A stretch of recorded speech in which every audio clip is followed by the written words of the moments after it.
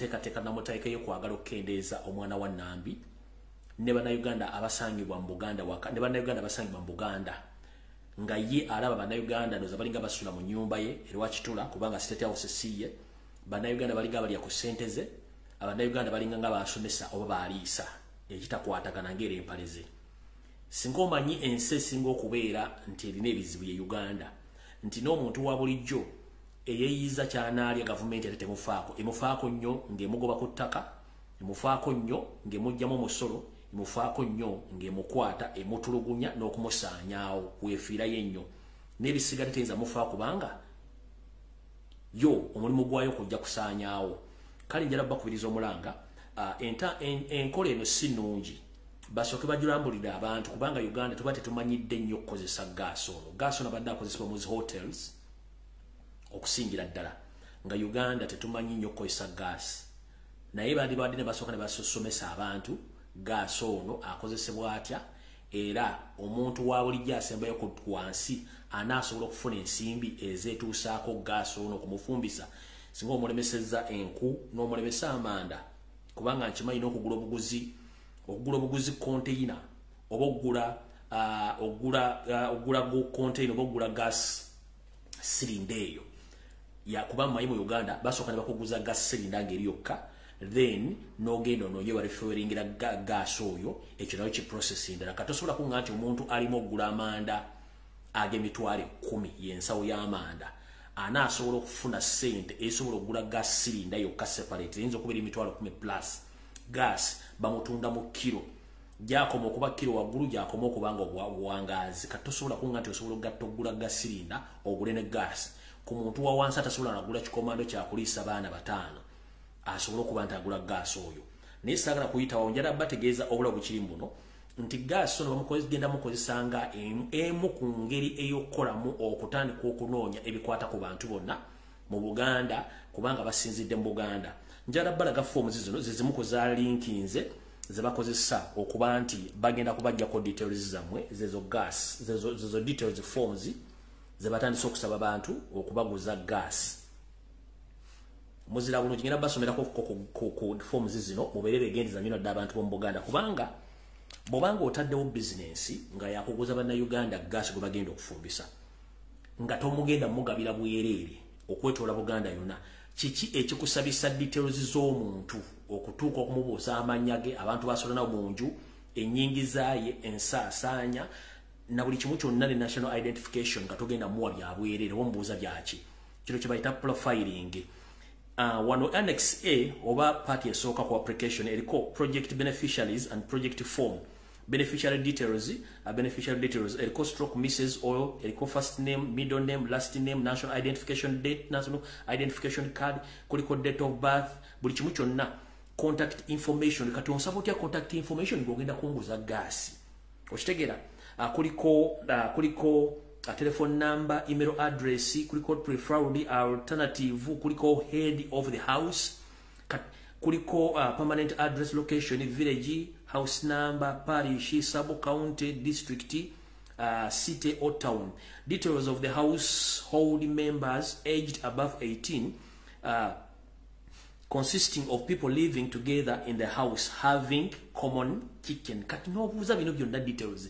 Bwemba temwagala profiling abantu ongamba otyo omuntu gwogenza okuguza gas ogenda mbuuza all contact information ne family ye kitegeeza muyina ekigendera ekyenjawulo so mubeere nnyo bannayuganda abantu abategeera nenkamba somerako ne ku fomu ey'okubiri esoma annex B criteria of perimeters of selecting cylinder kit beneficiary household please tick where applicable.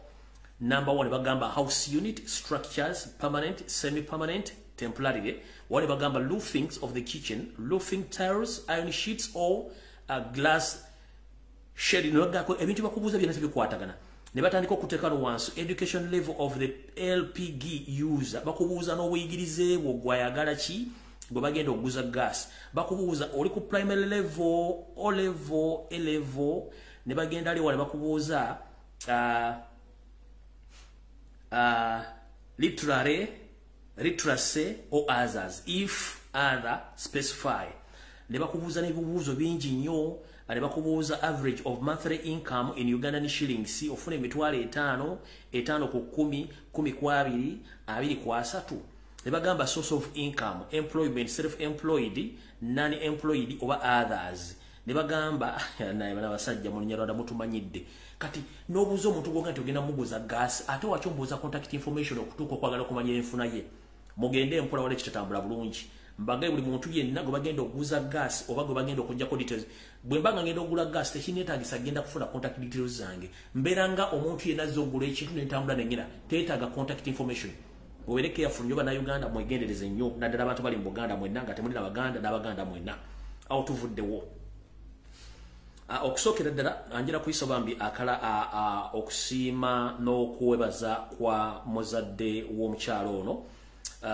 omukyalo ono bamuyita Anita Nakato Anita Nakato munnange maama wo mukyala Betty Wonders akugambye nti webale kusoma mu bugubi obw'ekitalo bw'oyisemu okuba nti osobodde okuba nti otuuse ku kkula erya certificate mu nursing Mama Betty Wonders akwagaliza okuba nti osoma bulungi ebiddako webale kusoma angambye nkuwobaka buno kubanga jakujje nawe gyovudde tobadde kumpi so omukyalo oyo bambi okusinzira kubaka nyina bwampadde omukyalo ne Anita Nakato Anita Nakato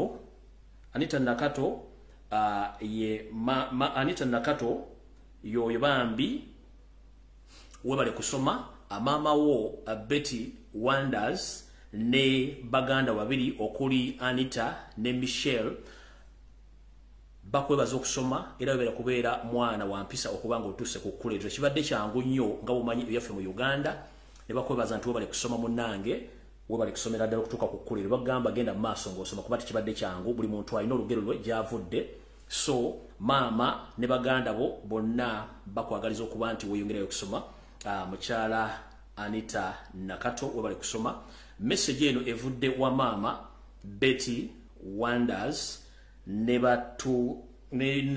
basista bo ababiri okuli Anita ne Michelle bagambye nti webale kusoma olw'okuba nti ekkula lyadde ly'amaanyi nnyo munnange webale kusoma maama Betty Wonders ne sister wo Anita wepo ne Michelle be bakwagaliza okusoma bulungi ne bagamba nti webale kusoma alright kati tubadde tuyiteyo buyitizi kati njagala tutandike video eno mpola mpola era tugenda gikwata mpola okusookera ddala ndowooza Yoseri ku video kuno okuli ne mutabani wo omanyi tugamba nti olunatawamba olusooka muziba nnyindo olunatawamba lusooka muziba nnyindo lutya tutunulidde ebyafaayo bya Uganda ne Buganda ng'ebiseera ebimu kasita oyawukana ne Buganda ng'obadde mukulembeze eyo babasiba nkiddamu ebiseera ebisinga nti kasita omukulembeze yenna abaafuga eggwanga Uganda oyawukana ne Buganda mu ngeri yonna eyo baba basiba wetwogerera essaawa zino Joseph Tibahapara otabasira mutano wa Kalenseere tamuzeze nesanga bisibe nanyini kabuyonjo etambula wepone mu kimu ne mutabani wo muhoziraga omwangu gutali muwadde Dekende Dere Geno oba Dere Drinking Geno muhozi Kanyarugaba muli mu katu akatanategeerekeka obulungi ng'ebintu byonna mukola tebikyakwatagana olwebuzibidde nga waliwo ennyonyi yammwe gye mwagula ensimbi obuwanna ennyonyi eno bagiyita M24 oba MY24 ennyonyi eno negudde mugirabyeko egudde mu bitundu by'ekkala mojja mugire bulungi nnyo ennyonyi eyo wait a minute ennyonyi eyo egudde mu bitundu by'ekkala mojja ku makya gaaleero ennyonyi eyo mugira bazizimu ku nnyonyi Yoserizi yagula obutitimbe ennyonyi eyo egula obukadde 12 n'ekitundu obwa dola ennyonyi eyo egula obukadde 12 obwa dola wetwogerera omwaka guno gwokkandoza nagulinga gugwako Yoseri yakafiirwa ennyonyi ezisukka mu 5 naye nga buli nnyonyi ekitono ennyo ne baba yegula nga ya second hand ya Buvumba tesukka bukadde buwera 5 obwa dola kitegeeza nti ezo ssente nnyingi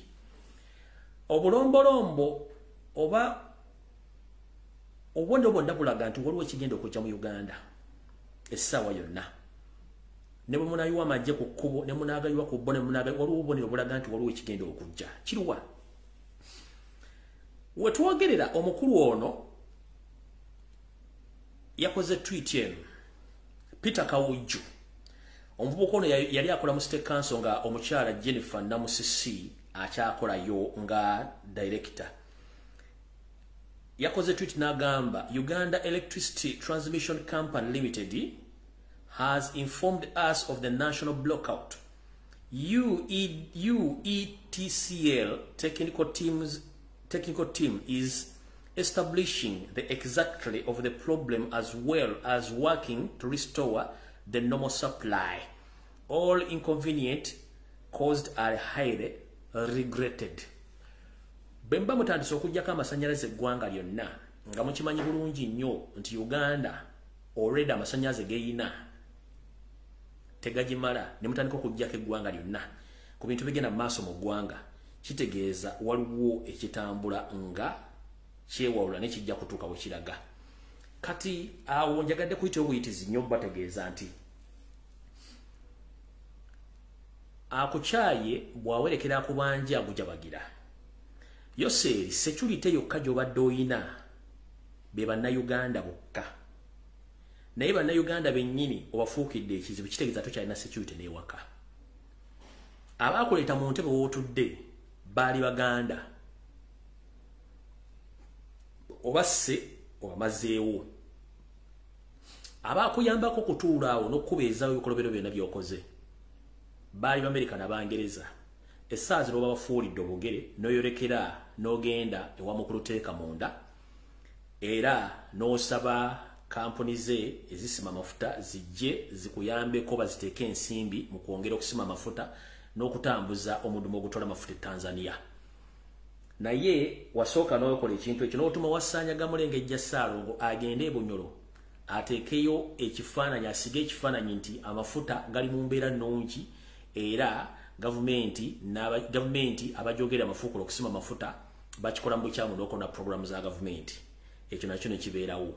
Kati kiwasitudde okitwale wa Putin okitwale wateeka munda omugambe nti olina amafuta g'osobola okuba nti omuwa. Naye kiba kibi nnyo omuntu alina akagalani k'amazzi liita 5 n'ogenda ku nnyanja nawe n'otula mu lukiiko lw'abalina amazzi kiba kizibu nnyo. Ekisookera ddala okubalaga nti basajja mmwe security yammwe temukyagiri era temanyi womulaga njala sooka kugamba. Eka mu Uganda gy'obadde oba gy'oli we wali security esooka eri bannayuganda tebakyakwesiga okuva mu bukiikaddyo mu bukiikakkono Masekati ne Maserengeta tekyakwakwesiga. Eggwanga olisudde mu ntata y'ebyenfuna, eggwanga olitadde mu buzibu. Kati wootuukidde okuva mu bantu abaakuleeta mu ntebe otandika okukajjera ng'ogenda ewa dikiteeta munno nga naye kiri kulikoli mu Africa bukyanga lwanga lwami tazimbaga wadde ttooyi wadde okuzimbayo essomero wadde okuzimbayo borehole. Already alina ebizibu nti alwana ne neighbor w'oli Ukraine. Already kati naye ebyokulwanyisa abijja eri mu North Korea na China.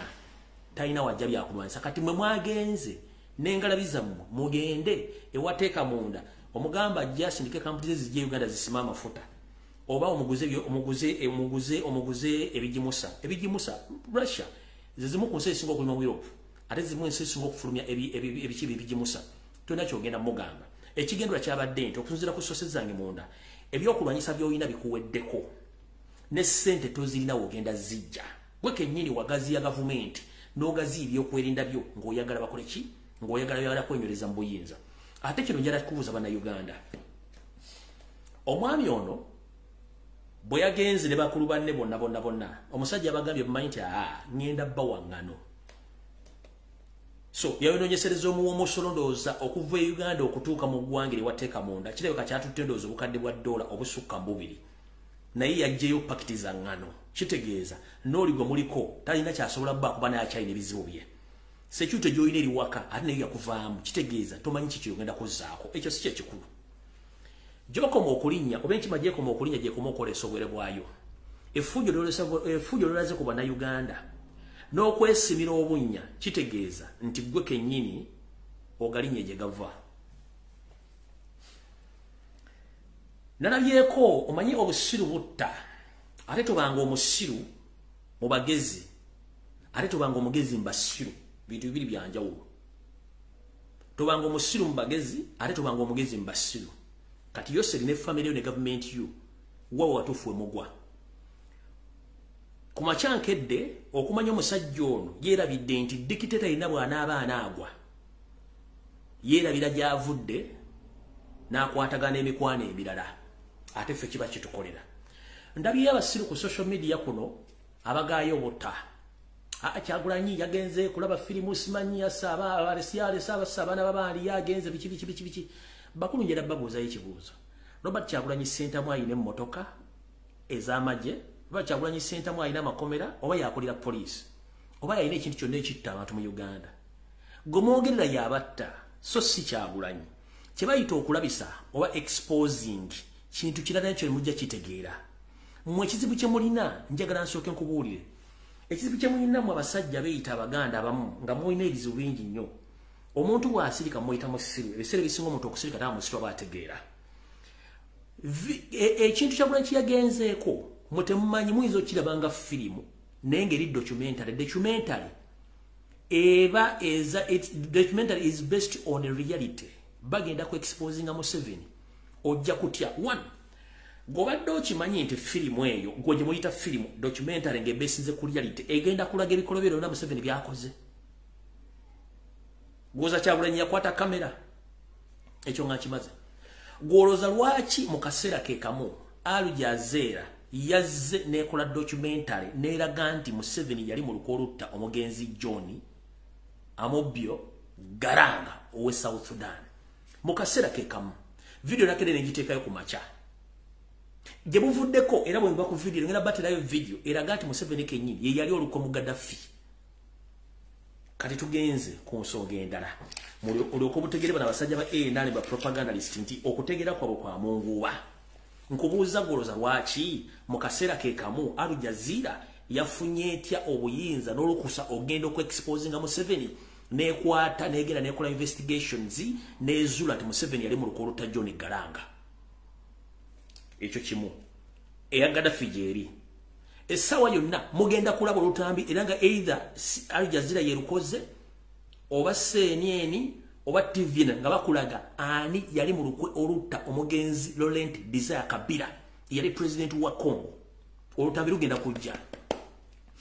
Sawa yemu mugenda kuulira okunoonyereza nga kukwata ku mugenzi Pombe Magufuli wa Tanzania ani yali mu lukwe olumutta Yoseri. Essaawa yonna mugenda kulaba documentary ngere ekwata ku mugenzi Juvenile Abiyarimana owa Rwanda gobatira ku kisaawe Rwanda lugenda kufuluma ng'ani alimu Yoseri.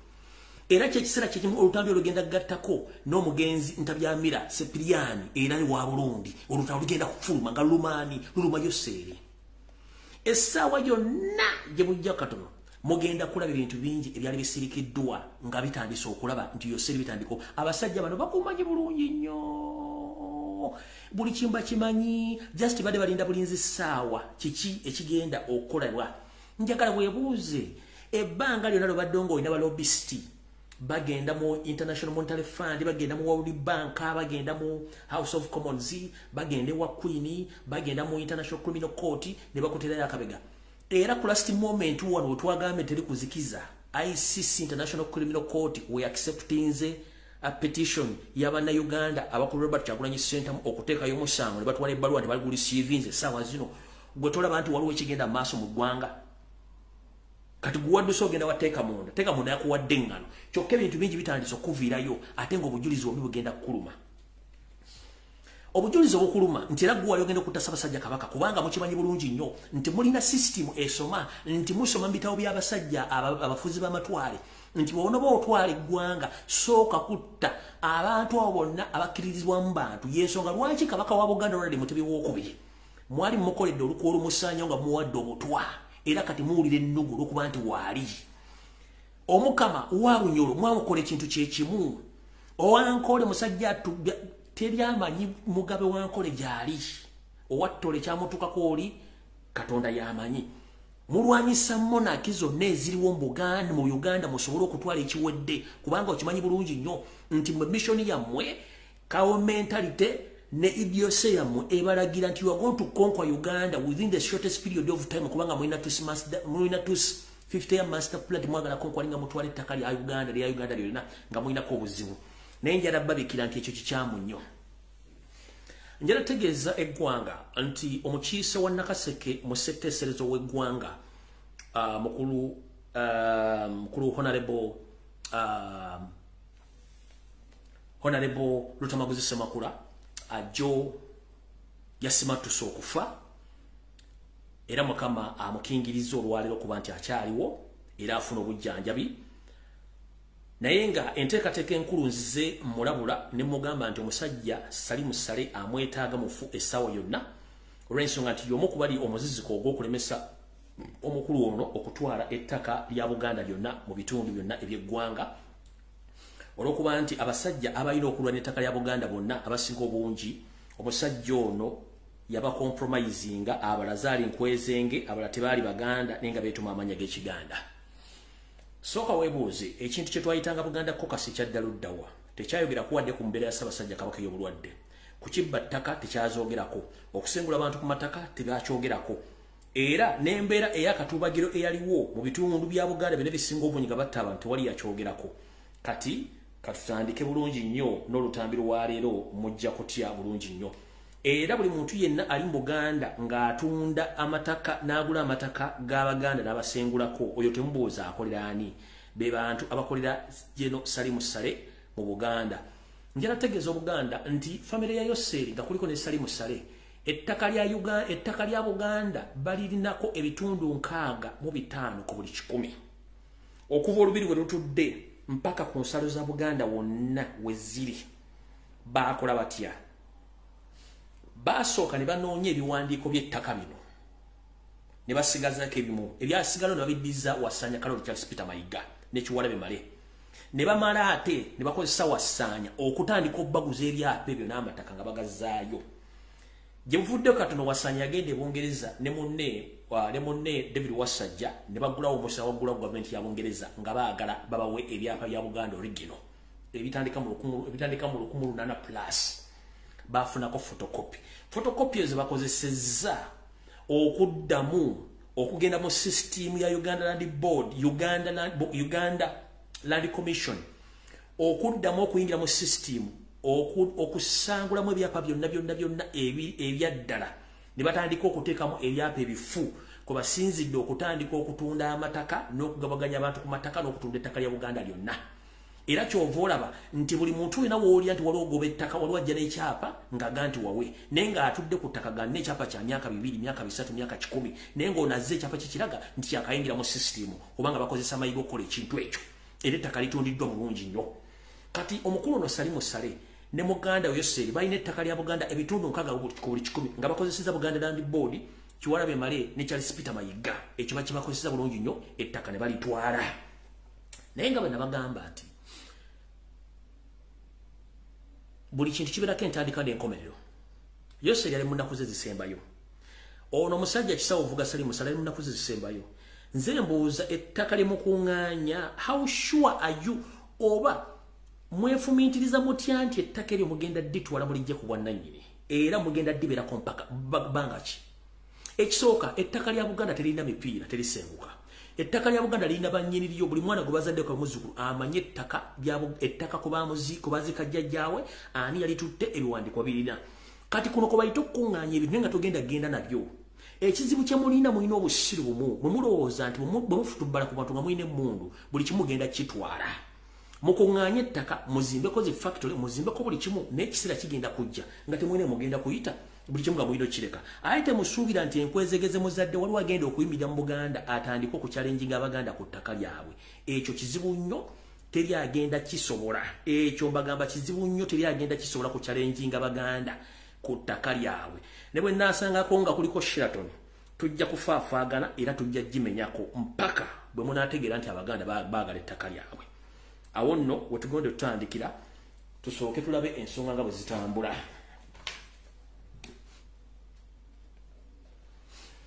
nsaba okuluma kutuukwa Ssaabasajja Kabaka omutegeeza nti Ssaabasajja Kabaka olunaku lw'enkya wewali ebijaguzo eby'amatekkirago naye nsaba kutegeeza nti abantu bwe wasaba okutuukako nga bano abavubuka bava mu bitundu eby'enjawulo naddala nga mu Ssingo ntegeezeddwako nti ebbaluwa gye babasindikira okujja okwetaba ku mukolo gwo abantu bano wammanga baganye okubaddamu n'okubakkiriza okujja ku mukolo gwo olunaku lw'enkya abantu bano mulimu Charles Peter Mayiga Wasanya n'omusirikale eyita Sempijja saako Lutwama ne eyita Minister wo gwe bayita Ssekabembe bano baganye okuddamu okuwa obukakafu obulaga nti abaana bano avuka bayitiddwa ku mukolo guno.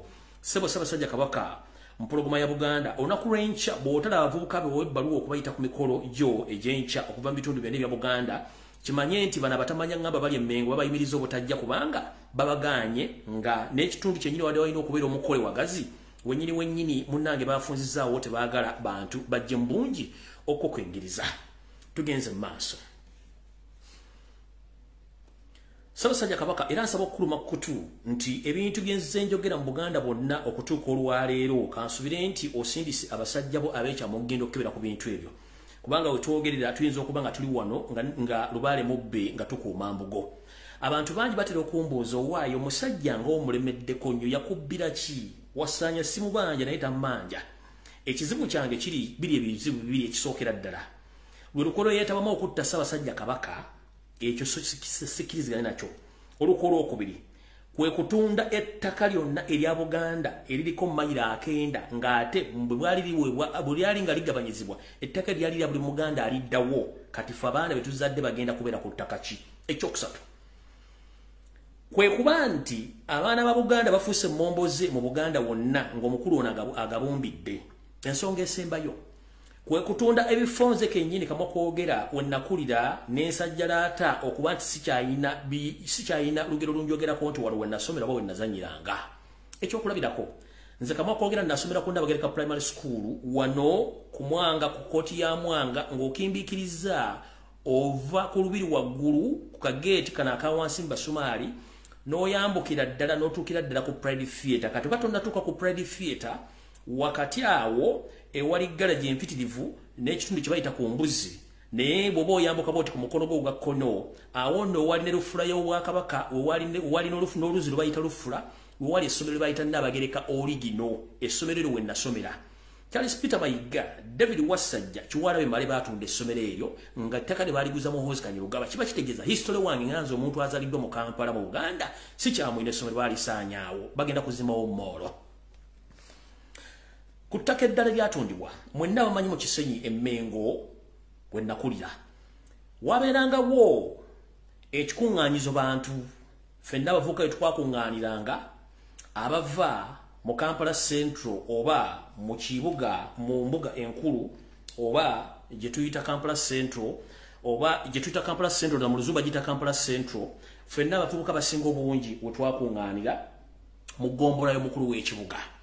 Abatamanyi mu Buganda ekigambo Kampala Central ge masekkati ga Kampala naye omukiise wa Kabaka mu Kampala wakati eggombolola mu Luganda bagiyita nti eggombolola y'omukulu w'ekibuga ye Kampala Central.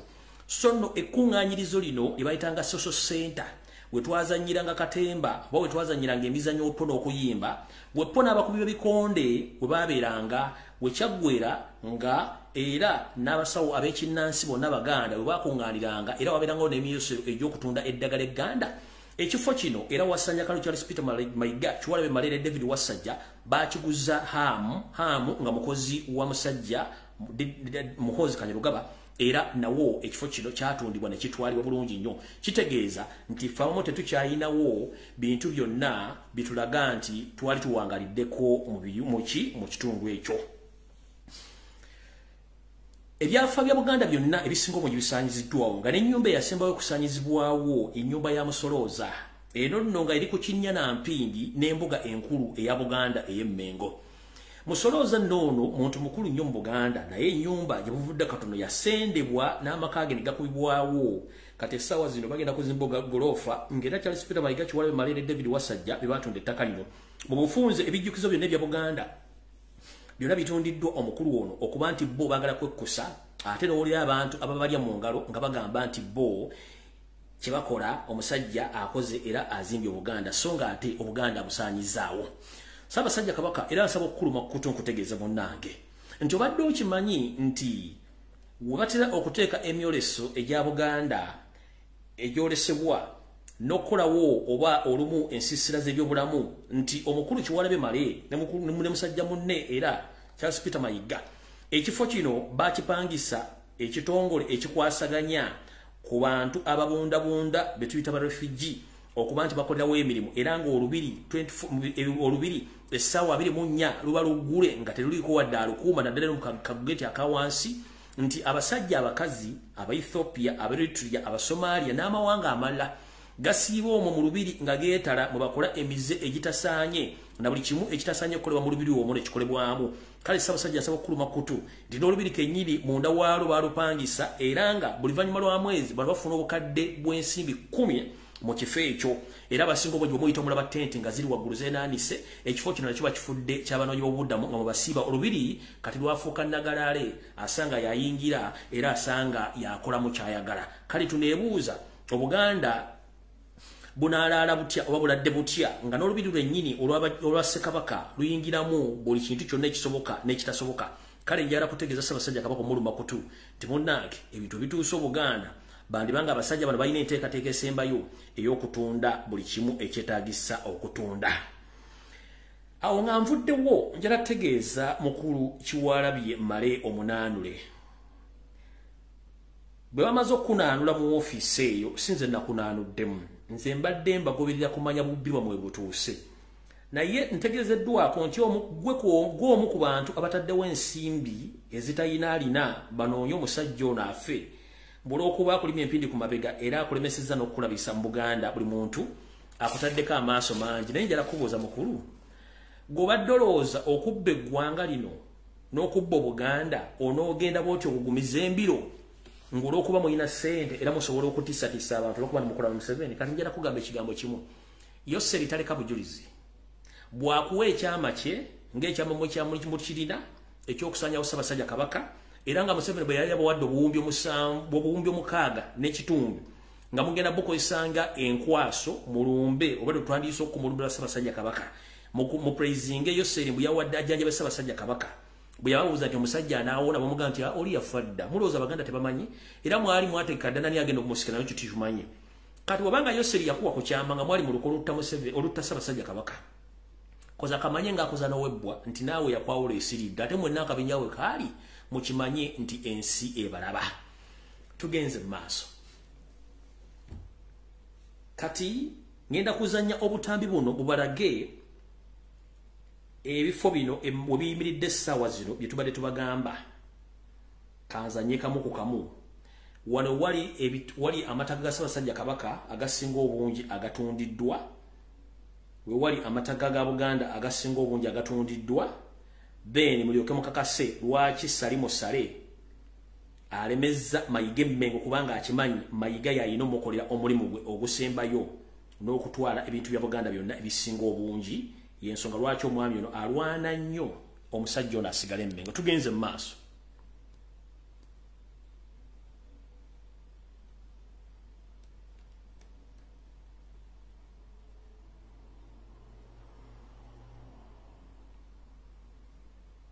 olinde katono nnyo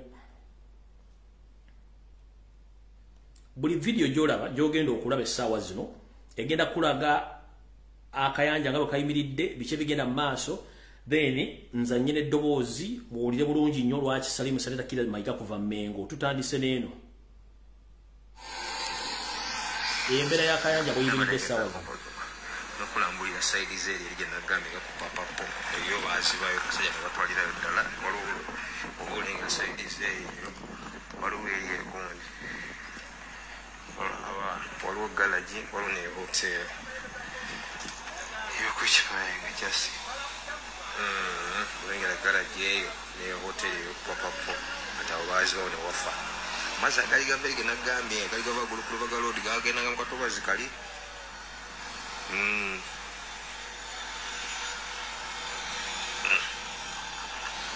ente zirira ku gundi ku nnyanja embuzi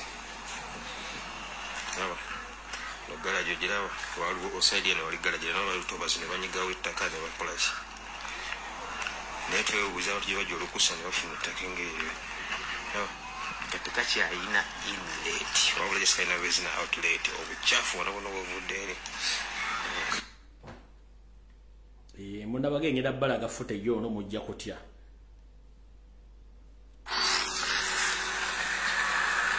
kati esaidi eno waggulu nawera nawo Lutobazi nzirikira waliwo akanasale naye akalimu Lutobazi badula wali balina wakayumba ne bateekawo galaji motoka bya wayiwayi bigaso babikanikira wayiwayi n'ekipayi nawo wano yawo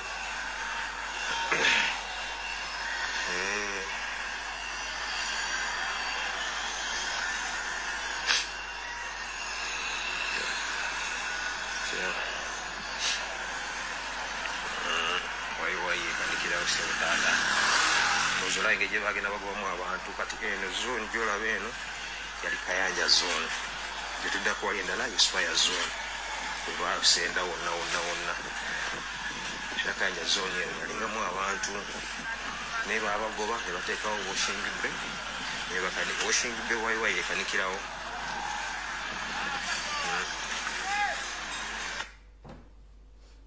ngenda balaga kimu ku kimu tamalengeza kompozo nokulambulira saidi zeri erije nagambye nga kupapapo eyo bazibayo kasajja ne batwalirayo ddala waliwo obulenga saidi zeri waliwo eyegundi waliwo galaji waliwo ne hotel yokukipayenga jasi lengera galaji eyo ne hotel eyo kupapapo ate abo bazibawo ne wafa amazzi agali gava erige nagambye gali gava gulukulubaga loodi gagendanga mu Katobazi kali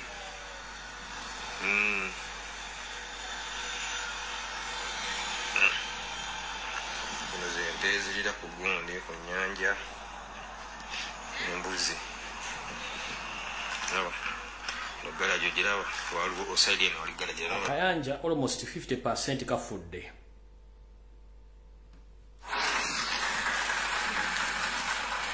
kati biro ebyo byolengera wabyolaba ebitandikira neka ku kizimbe ekyo ne paka olaba kifactory kyenagambye ekyaba China sale musale ogende paka eyo kinazi kiri eyo yonna yonna ne ku nyumba eyo Inspire zone nabadde njogerako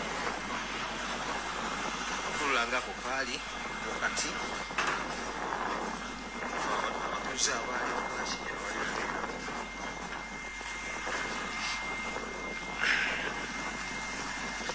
oluvannyuma lwa Charles kutudisa tebagenda kuonawo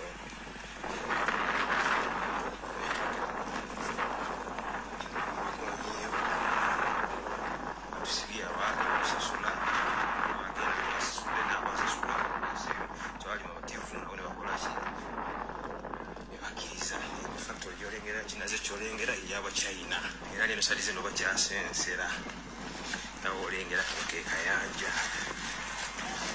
kalaba asaidi erije nagambye eriyona asaidi erije nagambye eriyona birole kugundi kupapapo naye eryendala abagazeti nga bateekawo sengi twali kuyitayo papapo yatwalayo ne hoteli ziri nazo zatwalayo zola zatwalayo eriye Lubaga Cathedral obulongo tubulengera obubulabo oyo Lubaga Cathedral amazzi gavenge gakinga weri ja kagenda kafunda kalingako entobazi esobola okulaganya amazzi amakyafu ne kayingira ekala y'amazzi wegafaanana eri Inspire zone gyolaba eyo ekolefoni y'Abachina sale musale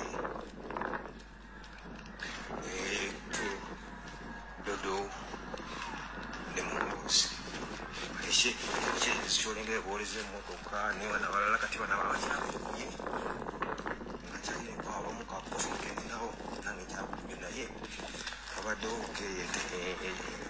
gundi ekiraga endikeete ziraga nti bagenda kujja bakoni bukonyi ngeri bamala okumaliza ennamba esinga obungi bwokiraba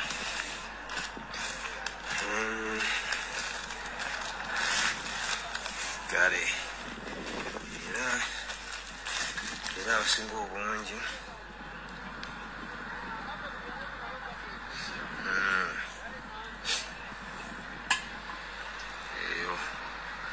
enyumba eyo eya White yasigalawo gyolaba wali emmotoka Alfred mweyimiridde eyo tamale eyokobwana ne basendawo abantu enyumba ye bagirekawo ekisansa kyolengera era abamu ababeera mu Inspire bakimanyi abaali babeerawo bakimanyi kati eno yonna wammanga gyolengera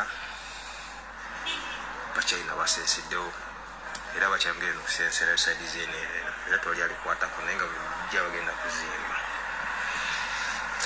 ekitebo so era singa osobola okujjuka kyenagambye olaba Martin Hotel oba Martin giraba eyo osoboliza okugenda obiraba saidi eri obuzibu bwolega saidi zeneno aliko akamwamba poyeti wansi awo waliwo weyawusi factory oba ekola bikibyuma era nayo yabachina kati yeva plastic n'okuveera ngenda nkutwale ku buzibu akalinda awo olengere kati abamanyi omukyalo benyamamala ekyo okuba nagamba okuvaawo okumenyera kubanga kyali mu nnyumba zaabo bakisasula okole era wali olengera emotoka emipira waliwo akayumba ako yeyagaana naye olengeri yonayonayona bagenda kujjawo mukoonewo ndabalaga footage nze sina buzibu footage nagengera mubalaga mulyoka mukakase lwakyo n'omusadde baagala mujjawo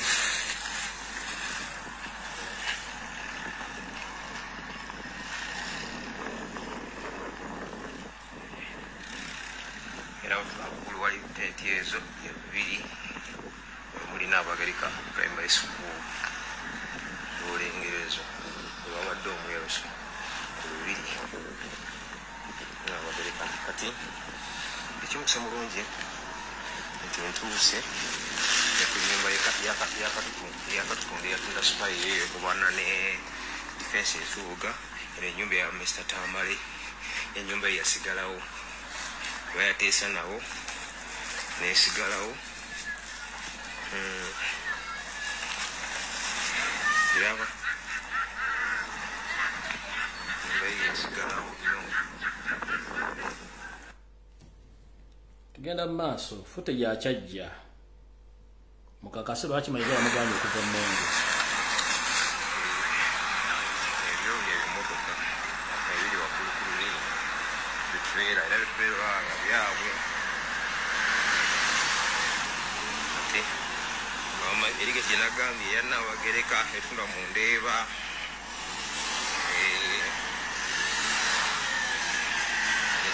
nebikyasho biraba era bamanyi kyaki eyo mugiraba gye bakoona dodo gye yakoona nekiri ekizimbe kyola basadize eyo musale mukolaki mwateeka abasolenabe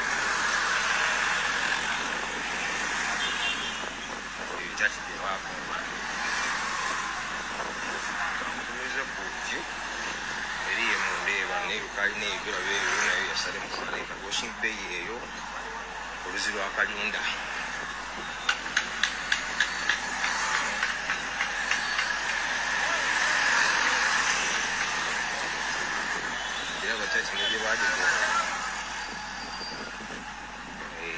basambira nga badadde awo enku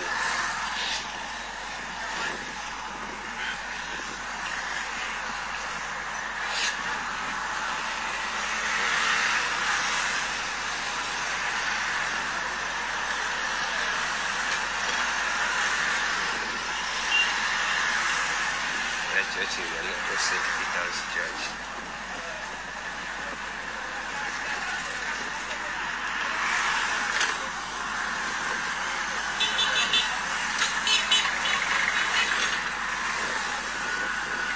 Nasaidiza wasale kusalera zoni bagimanyi televizoni nepapulege ziri endala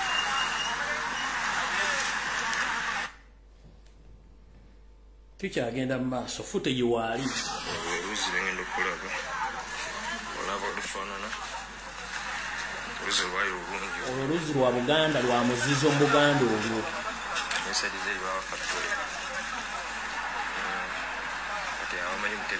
oluzi lwa Kaliro olulaba oluzi lwa Buganda lwa nnono lulo olufaana kati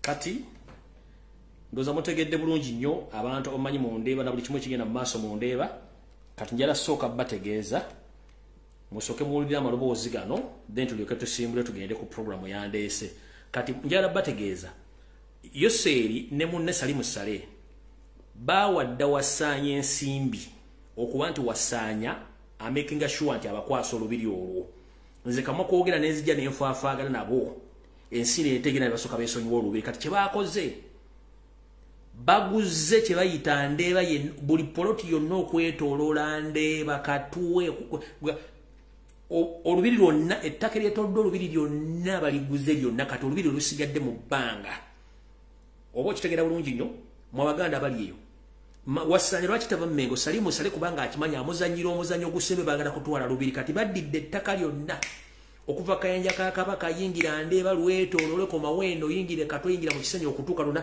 ettaka lyonna olwokwetooloola olubiri baliguze basigazizza ekintu eki kuba kwasa lubiri wonna basendewo ulira bulungi nnyo papa gyebaleko tisha gyebaleko kati noliwa nali live oya ku nsonga ya Kiwalabe Male ku ttaka lya Eagles Nest we nasomera primary era nga nvaawo mu Ndeeba mu Spire Zone we baatunda Charles Peter Mayiga we yatuusibwa akawaanyi ne bakola ne baguzaawo ne beegatta n'omwami Lubereto ne batukoona okuva soko ulira amannya gali mu voice note ero bembaga abasajja Abaganda Salimu Sale bakozesa okugula ettaka lya Buganda n'okulya enkwe mu Buganda okutwala ettaka lyonna eryetoolodde olubiri lw'Emmengo lwonna kati ekikwewuunyisa okusinziira ku information gye nfunye bavudde mu Ndeeba Katwe Kayanja ka Kabaka eno yonna mu Kisenyi n'okwetoola ekisenyi kyonna bakiguze okwetooloola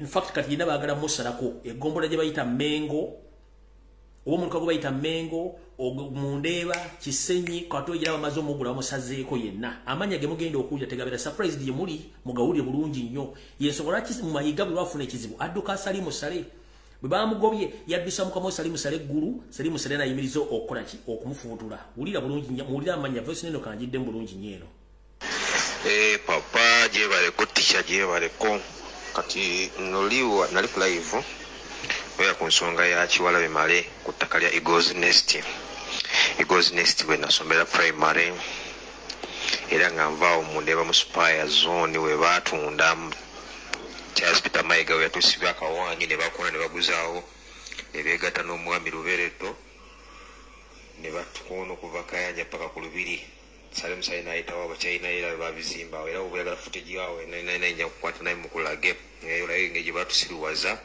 na Charles Peter Mayiga tugumaza ne baida type Jennifer Musisiwe ne bagala twayagenda soka bakoonawo ne bagala sibe batasonko we twefundikira nga batuweze okuvaawo mu Spire Zone obaya batusenda tetwagala nakwagala bamba bagulanga we bali baagala nze nayinako almost ennyumba za Pakistan nga 20 kamukadde wange kwali akasente naye nga kwetulera katuweredde nasomerawo Eagles Nest Secondary oluvannyuma okuva ku lubiri SS nezijaawo ku Eagles Nest senior 2 paka senior 4 ngenda ku Kampala kati egundi eyo erabise ebifaananyi structure y'essomero ne Eagles Nest naye Eagles Nest nange nagenda okizuula nti ttaka lyali ku gundi ya Kabaka kubanga olaba mu boys quarters eri gye twali mu wingi endala walinga ebizimbe byabaki bya gundi byabano abaali abasajja ba Kabaka oba abataka ba Kabaka balinananga ku lubiri bakoonawo ne baguzaayo eyo omusajja oyo na expandinga na pakeri wansinga ku social se eri waku wali simanyi ewali nga abalwadde basiriimu ku gundi ku social center nayo ne bakutunzayo paka emabega wakana akasomero ke bayita Simaita Weed ak'omu Kisenyi eyo ne baguza oyo omusajja ojozinge paka waggulu ku lubiri bwe bazze esomero eryali wano basa Apollo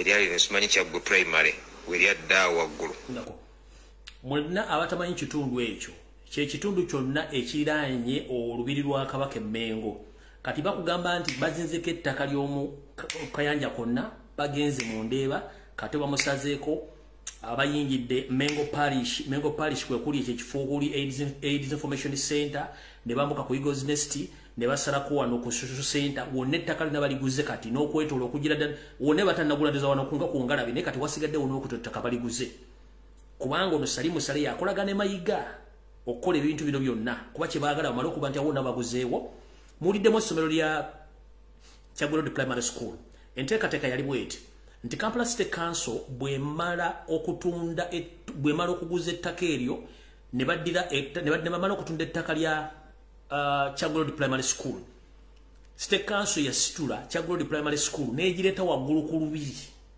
ewali ettaka ly'abataka bwe bazimba Chagorodi Primary School. Abatamanyi Chagorodi Primary School yali wali emabega wa Kisekka kati ewali Mukwano Mall mwenna amanyi wali Mukwano Mall wa Kisekka emanju wa Kisekka market ng'oyambuko dda ewukodi Kampala waggulu wano kati eyo Mukwano Mall wali essomero lya Chagorodi Primary School. Kampala State Council ne kulagana yo St. Mahabulwa ne bawawo Mukwano n'azimbawo ezo mall kati siyo Kampala State Council kye yakola nejjawo essomero eryo n'eritwala n'eriteeka waggulu ku lubiri waggulu wali ttaka ly'abataka oyaliteeka ali ne lwayinza okubeera ne lwayogere balitundirawo nga liteririiwo luligera ku voice sawa yonna mutegedde bulungi nnyo eyo mapu endi mutwe mama nga agenda okumbutuza yambutuza ndya oyo mapu endi ku mutwe muyinza okuza nti balubale yanjogeza ebigambo bino mapu endi ku mutwe kubanga nakulyo banzaaliraawo awula ne bonga ne baguzaawo ddala kiwala bimale kati oje saidi zene ne wali simanyi Jesara so kabaka we bagamba wali nga agondi ya kabaka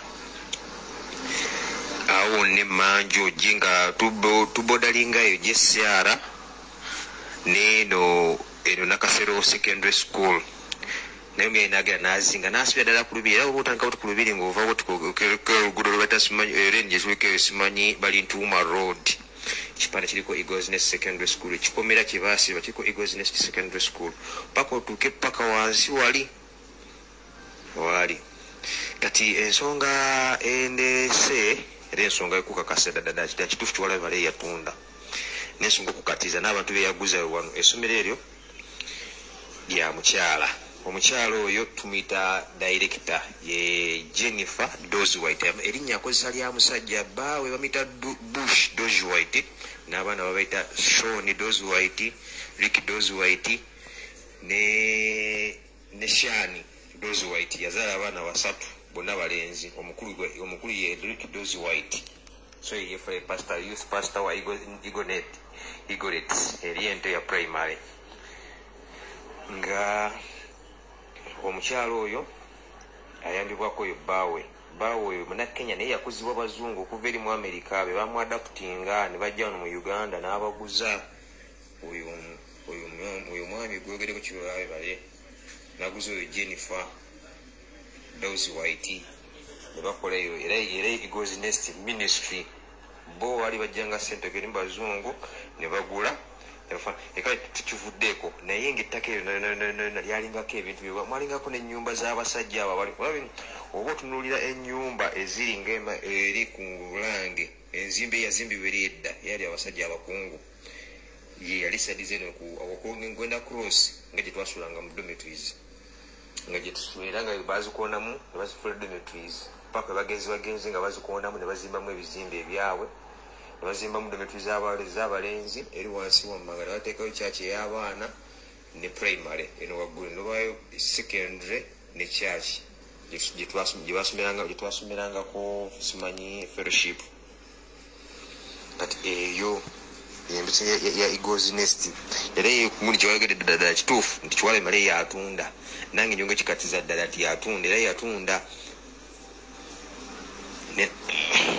tikyejja kunsikiriza ngende kunkuwe negundi eno oyirabe ng'enakayanja ng'egye bakatundamu kubanga nze nakuyangawo mundeeba Kayanja kumpi era abamanyi Spire Zone abamanyi n'eri Kayanja Zone bona bagenda batugula ne bagula ne bakoona ne batunda buli kimu abafuna kyasi ne bawa ssente babawa ssente nga tebazisiimidde nga size ne bagaziya information yange teacher kale papa tujja kwongera okukwatagana naye nga jasi kati info yeyawali ku lubiri Kayanjaawo Spire Zone Mutawe Zone olabe ate nekyo ekintu kinsinza okuneewuunyisa nti ddala wano wayayi amataka babadde bajja bagatunda otokubiranga enduulu netugenda simanyi bagenda mu bukiiko emengo tugenda nabo batubuzaabuza babutudde simanyi basindisa abagundi bajja nabo batanga kutubuzaabuza tugenda okula abasajja abagira bennyini oyo Lubereto n'oyo HB nga be bajja mu meeting zaffe boka kakasiza ddala kati bw'ova ku lubiri okutandika okuva nga wano kati oba wasinga obungi olaba kuva ku side ya Spire Zone yali etayata Kayanja awo Spire Zone je ng'egatako n'oli Kayanja Zone awo wonna baakoona ne bagula abantu naye komeko yayeninga abataddewo bifactory ewamu ati bana bakutandika kuzimbawo waliwo bigalaji kati ne batuwuddiisa abamu ne basayininga nga okumanya nenfuna ya sente engeri twafunagamu ne sente nga batusirika ku Diamond Trust ate nga Diamond Trust ojja basobola simanyi kumala kwaza kukola bikitoba kuba toyingira na simu nomala okuwa sente ng'osayiningaawo ate ozigano zigwana batwalawo nampaka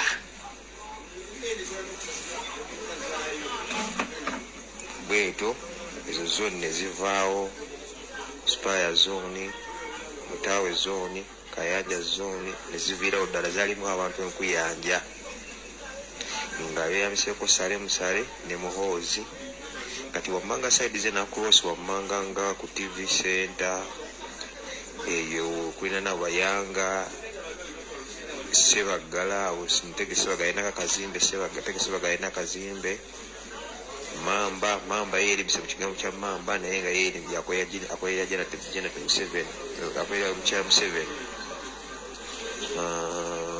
ono Lubereto yakolera Muhoozi kati eno side ne kyengulungu ngodda Kibuye obamanyi oluzi lwa Kalindo olwona baalusenda ne wali kyaki y'abalokole oyo Dodo yali akolera Sale era nga bikola y'amagye ebikola ky'Abachina basula side eri eno wakaliko emotoka by'amagye ne tugamba Dodo yaani twala twakigula tutunenya oluvannyuma ennyo kiseera nga Dodo akolera Sale ne batusenda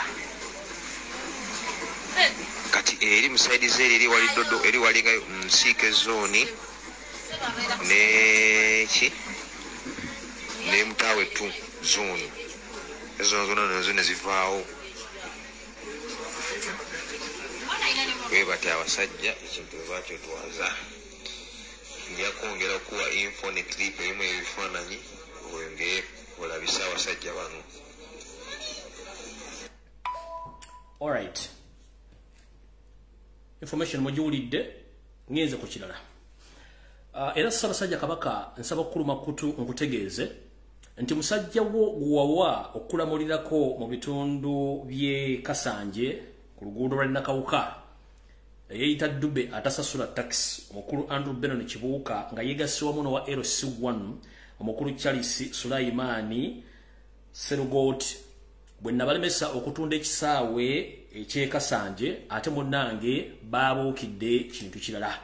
Era ettaka erimu eryali lisigadde ku kisaawe ekyo nga liri ya Kabaka bwa Buganda eryanga liryo Ssaabasajja Kabaka njera okutegeeza n'okuluma kutokutegeeza nti musajja woono guwawo obuyinza okulamulirako Dube Sempaata Andrew Benon Kibuuka ne Chairman wa LC1 omukulu Sulaimani Serugoti ate munnange tubatangira mpiira bazze bazunga na muliro nga wetwogerera essaawa zino batandise okutemaatema ekitundu buli eka bagitemamu ebitundu bibiri ne batandika ogitunda nga kati batunzeko ebitundu ebiwera nga buli kitundu kya eka kye batunda bakitunda obukadde nkaaga obwa siringisi za Uganda so nga ate bano bwebamu bwawo okulembeze okukuumira ettaka lya Buganda ne ly'Abaganda njala kuloopera musajja guwawo obuyinza okukuumirako oba okulamulirako eyita Dube Sempaata Andrew Benon Kibuuka mutabani w'abagenzi ababiri Sebo naye yefudde mu kutunda ettaka lya Kasanje Nakawuka era nkuloopera nti Andrew Benon Kibuuka ne Chairman wa LC1 omukulu Sulaimani Serugoti ettaka lye nabalemese ly'ekisaawe baalivaako kati bagufudde mugana totunda ettaka lisigaddewo ettali lya kisaawe nga lya Buganda era lya Ssaabasajja Kabaka baalitemamu ebitundu kati buli eka bagitemamu ebitundu bibiri buli kitundu kya eka bakitunda obukadde nkaaga era baguzizzaako jukira nti bana abasajja Abaganda bennyini bebasaanyizaawo Buganda olw'omululu kuba neewuunya omusajja omukulu emyaka gy'omaze ng'oweesa ensimbi ng'okyasobola okulubuutanira ettaka lya Buganda olitunde simanyi ki kyemwagaza Obuganda. Ssaabasajja Kabaka nkuwaabidde omwami oyo gwawo obuyinza nti ate si omu yekka abantu bangi nnyo abeefudde nampudazzibe nga batunda ettaka lyo mu bitundu bingi nnyo ebya Buganda.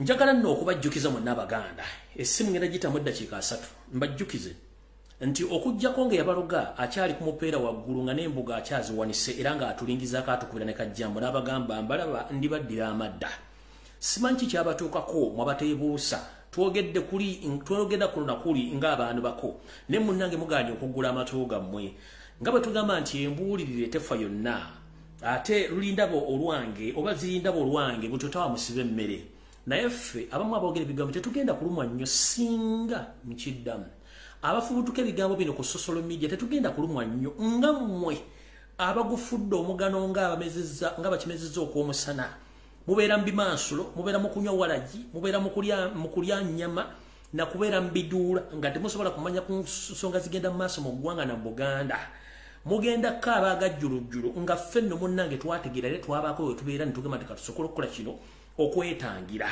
mwefudde abantu abatawulira nga mulowooza nti mu nsi temulinamu mugaso ne mugenda kaaba okusinziira ku nteekateeka ya USAID kambazeyo katono nnyo mulyoke mutegeere abalina ku matu obwavu obuteeketeeke USAID n'akabinja ke aka master plan y'abatuusa emyaka 5+ bateekateeka okuba Buganda ekigo emyaka miyitirivu nnyo ennyuma oba emabega era mu nteekateeka zino abantu abasinga obungi munnange bajja beebuusa abeebuusa bateebuusa tebeebuusa era omusajja ono mu kuwavuwaza Abaganda yabafuula bangalo bunani bonno kegine batandika okugamba Mukasa batuleetera otulo kumbe yali entandika y'obwavu n'obugayaavu okubajja ku nnono ey'okwekulira n'obutasabiriza kati bafuula basabiriza yensonga lwaki olaba buli mpuuna malungu ayogera olulimi Oluganda evuma Muganda munnayo Kyagulanyi Ssentamu kubanga bagikasukira akawugo nga embwa bw'onoogikasukira eggumba ng'omaze okulyako ennyama kale empuuna malungu mwenna ezikolera USAID nga zijja zaasamiryango obugego obukalo obudde ku mudaala nga bubukako enswera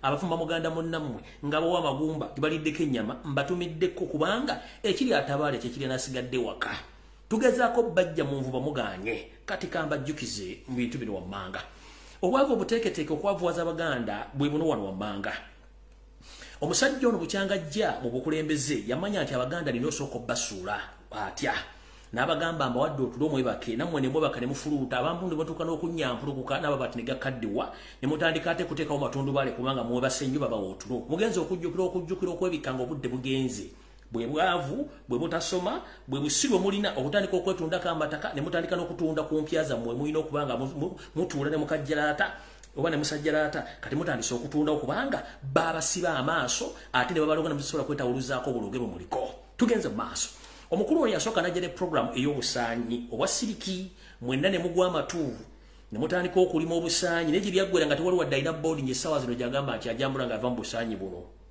Mukama yeebazibwe tugenze mu maaso bw'avaawo n'abagamba muteme mmwanyi n'ebitooke musimbe vanira ono yaafuna kiralu era ku mutindo gw'ensi yonna buli kiro simanyi egula emisente mmeka munnanga abasajja n'abakazi ne bakira ku makya ne basaawa emmwanyi ne basaawa ebitooke n'ebibira ne basimba vanira munnanga atuuka buti okwengera ng'abagamba ate munnanga akatale keevedde ate akatunda vanira sikyakalaba kati ate sibitegeera nange buli omu abuuze ku neighbor kubanga akatale ka vanira naffe kale kakabuliddeawo mu Lwera awo kabulidde tukyakategeera butyo nammwe ne muyitawo Mukama yeebazibwe tugenze mu maaso lubatiribuusa era nga bagamba nti embulire tefa yonna omukulu y'omu ne gavumenti ne baleeta abantu mulime mulinga basajja bakulu ne bakazi bakulu ne bakeera ku makya ne bakkira ebibira ne bakkira ebitooke ne basala buli kimu ne basimba mulinga wetwogerera yafuuka nku era n'enku zaagaana okukwata mu kyoto kubanga yali tategerekeka njagala omuli omuntu omu akyasobola okuba nti alina kye bakola mu mulinga n'omugaso gwali gwa mulinga essaawa zino era mukyebase mufuluuta n'okunyampuluka munyampuluka mu bwavu obw'ekika ekyawaggulu mujja kukiwulira omutaaze okusa emitwe gyammwe nangalabi zammwe bino mbibagamba mujja bijje ku social media nga mutandise okwetakula n'okweggyamu enjala nga ze mulina okulya tugenze mu maaso bw'avaawo n'abagamba mbaleetedde ekigaji kyetuyita aluvera ne museka nga bakimezezza okwenkuba ne mutema ne musigula buli kyetaagisa ne musimba ekigaji kyakomwa maama ne taata mwakomawo ku kigaji mpozi ani yagulamu wadde akagaali kasowajjuba oba kawirubbala akawuuba kasomba omusenyu mu lujja mu kigaji Mukama yeebazibwe tugenze mu maaso nange tuba tuli awo USAID najja n'ekibooziboozi nti tugenda kuleeta emmwanyi ez'omulembe zino ezammwe enkadde ezibadde munnange zirwawo okukula ate munnange teziri katale teziwoomesa kaawa abanywi tebamwagala kale muziteme ndeese corona coffee kubanga abalira wakati w'omwaka gumu ku myaka 2 Kyokka emmwanyi ziri Nakabala zabanga za season 2 era nga tezifa biwuka tezikaddewa osalira nsalira eddamu neetojjera munnange neemulisa ekimuli enkuba neetonnya ekimuli ne kigwa emmwanyi ne ziteekako n'onoga n'otunda munnanga abasajja n'abakazi abakulu nga bakwata emmwanyi nga bazissa bazisigula zonna nga baliteekamu Corona Coffee wagwani Corona Coffee akyaliyo era mukyamufunamu mbakongodde tugenze maaso tuba tuli awo yose eri kenyini naleta program naga nti emmere tugenda gikyusaamu ebitooke bino ebiwo tebikyasaana tulina ebitooke bisobola okuleeta enkota ennene era ebyo mbigyemu tutandika nabaleetera mpologoma ne musaawo biteeke ebitooke kansangwawo ne musimba mpologoma wagwani wa mpologoma aliwo wa mpologoma mukyamulyako emmere wa mpologoma ali luddawa tuba tuli awo ne baleeta ensigo zibayita GMOs mwabatagimaze ensigo zosimba mu ttaka n'emera bulungi nekuleetera ekyokulya naye nga tosobola kuzzaamu kyakulya ekyo kizza mu ttaka funa mu kinne waakyo nkiddamu muba muli awo ne babaleetera GMOs zensigo gy'osobola okusimba nevaamu ensigo ginne waayo naye nga yakulya buli tosobola gizzaamu kitegeeza nti ogenda kubeera waawo ng'ogula buguza ensigo ezo oba emmere eyo nga tosobola kuterekako nsigo za kusimba ekyo mukitegedde tuba tuli awo mu nteekateeka y'emu omukulu naye kimumalidde ng'Obuganda bumulemeredde omanyi Abaganda bagezigezi n'agamba tukoze tutya Obuganda obwedda tebwetaaga nga kibimusa gyonna mu ttaka oba okiteeka ku mmwanyi oba okiteeka mu bitooke oba okiteeka luddawa Obuganda bwalina ettaka nga lyagimuka ne lidda limu kati ne lyewogoma omukulu n'abagamba nti tugenda baleetera eddagala eritta ebiwuka mu bitooke ne baleeta faladani abaana b'e Masaka Mityana Nagomba wawa ne bagula faladani ne bafuuyira ebitooke ne bagula ebigimusa ne baali bayiwa mu butwa obwatta ettaka ne butta emmwanyi ne butta ebitooke ettaka ne lifa bwe ffufululufu kati olw'okuba nti enteekateeka ya bulinda mutayiika wagenda okuyitawo ebbanga ttono nnyo nga gye baali balunda ente wewava amatooke kati mu bitundu by'omu west mu mbala bwe balina amatooke wokka era mu Abaganda lole ziveeri ne zijja ne zisibira buli katale konna akali mu Buganda ne mugula amatooke kiki ekyatuuka ku ttaka lyammwe liri eri lyalinga lya nsozi era nga tumanyi nti eyo tedda mmere naye bwe bamala okutta eryammwe ne balitta bulungi lyonna muguze faladani mu bitooke mutaddemu muguze ebigimusa babateddemu chemicals muguze bwe mwawulyanga simanyi Sekalala aleese simanyi quality chemicals aleese nga mutwala engalabinga mu Buganda tetwafuuyiranga kintu kyonna wasimba nga busimbi kintu ne kyemeza n'olya n'okola buli kimu kyafuuka kyakukola ki kyakufuuyira kubanga yabaleetera eddagala eritta ebiwuka neryali litta ttaka ettaka ne lifa bo ne basituka ne bazza ebitooke n'emmere yonna bagitwala ne bagirima embalala simanyi luddawo eyo osanga ensuku n'ensuku ku lusozi ku nsozi kati batunda amatooke ewammwe emmere kati musakansake mugulangule what went wrong gwe mbagambye oli ali ku muti waggulu embogo yabaloga ani embogo akyaziwanisa bakubira ne kajjambu ekyo bwe yalaba tekimumalidde munnange n'abagamba nti obwavu bungi nnyo ngenda batira bwentandikwa kisamba mugerwa ani yagulamu wadde akagaali kasewajjuba ku ntandikwa oba wazimbamu ennyumba njagala mudagayo mugagga omu nga product yantandikwa emuvuddeko tugenze ku bonna bagaggawale njagala omuntu omwambulyeyo omugagga omu mu Buganda nga yagaggawalira mu bonna bagaggawale obanga alina dde enkoko ebikejji eziriza nga lya nkoko lyava mu bonna bagaggawale tuba tulyawo ne bakuleetera simanyi niigina oyo naye naayita tuba tulyawo bakuleetera wealth creation naye naayita lubadde tulibusa ne bakuleetera parish model naye naayita era babireeta mu Buganda wokka ewala nga tebiriiyo naye temuggula maaso era mudda ku Kyagulanyi muvuma kumbe mweyiwa amanda mu mbugo kale munnange ngera bagamba nti atalo kutambulira kusibira ya menvu omukulu eyita Dr. Specioza Wandera kazibuuli otya jebale mama munnange bufumbo bwali na mwandu wa kuno atalina mirimu mu biseera wali vice president ekiwasinga okukola kwe kubba ssente z'ebidiba ebyali by'okusimibwa amazzi ente mwe zinanywa n'ogenda ozimba mu hostero eri ku Saapolo koganga okkirira agenda ebwayise sente z'eggwanga. Nakulabye munnange ozze ku social media ku TV bakujjako interview nga bakubuuza ku kiki entabako yavudde abaana b'essomero abalidde obutwa n'ogamba nti kintu kyangu nnyo akatungulu n'ennyaanya bisikiriza nnyo obuwuka obuleeta food poisoning naye nga ogamba wasoma oli dokita. Mama special wendera kazibwa naye mmanyi n'okumanya nti wafa naye bw'obanga okyaliyo naye ng'okyalowooza ng'omwana wa Pittu neewuunya. Kale njagala kuobaka buno obudde mu bulungi obuwule bulungi nnyo. Kansooke nzannye ka vidiyo ko kano ndyoke nkubuulire ebyange n'omusawo mwakubuulire tukooye okumanyira bannayuganda nga mwefula nti mwasoma naye ng'okusoma mwayita buyisi temwasoma temutubuulirangako. Dr. Special yanzireka eddwaliro ejjanjaliramu abantu tuli ludda wa?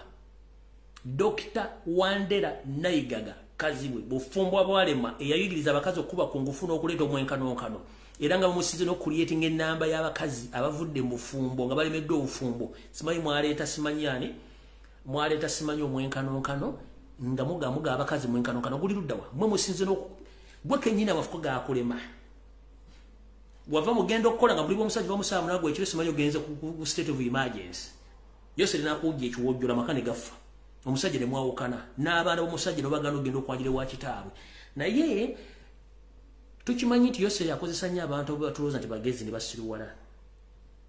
Twakunyumire ne tugamba bwe nti amasomero gano gagwa mu industrial catering.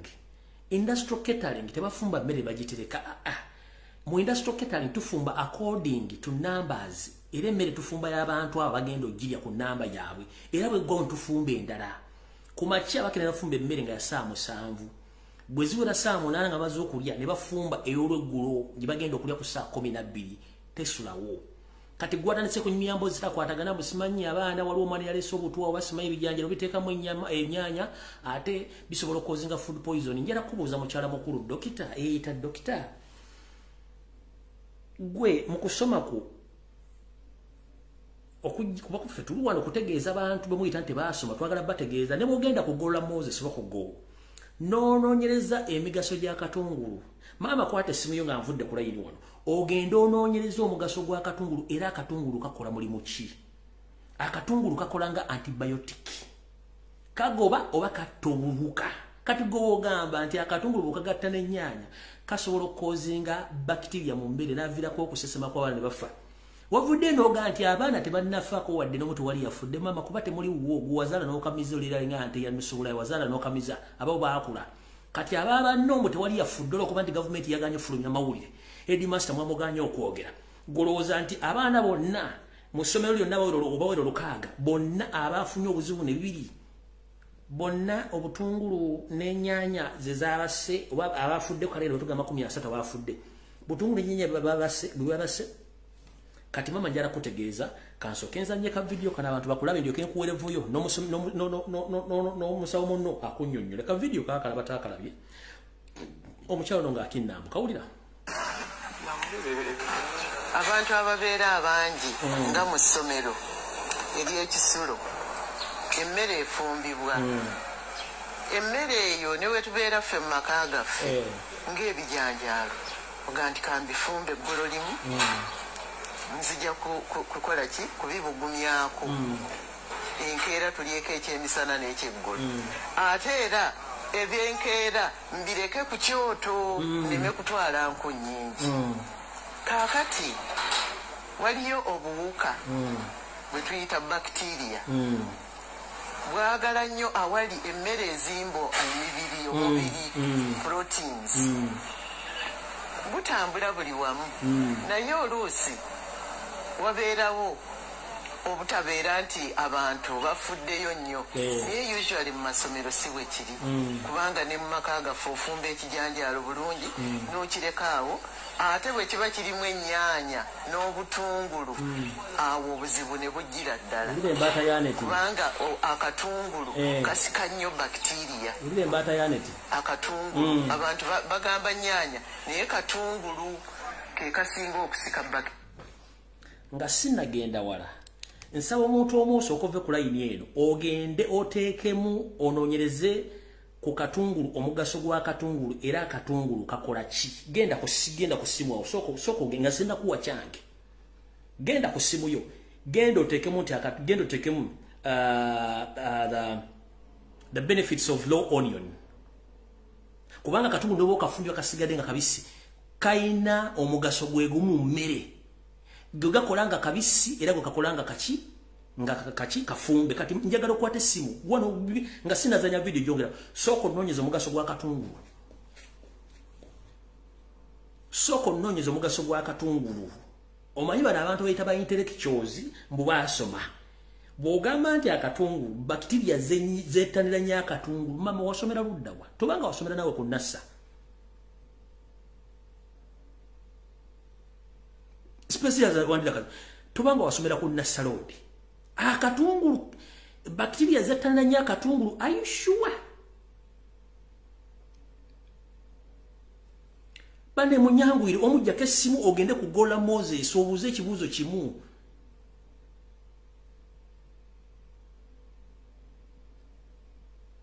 Nibode dashike mtu agala kuangua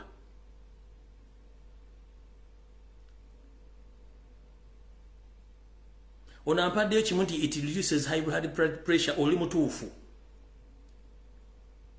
njagala abantu basatu onagambye onions have antibacterial properties kalate bwogambye nja katungulu kasikiriza bacterias ngate bakugambye nti kali antibacterial musomera wa mpozi nasarodi solo gabana li Harvard degree nasarodi ne solo gaba degree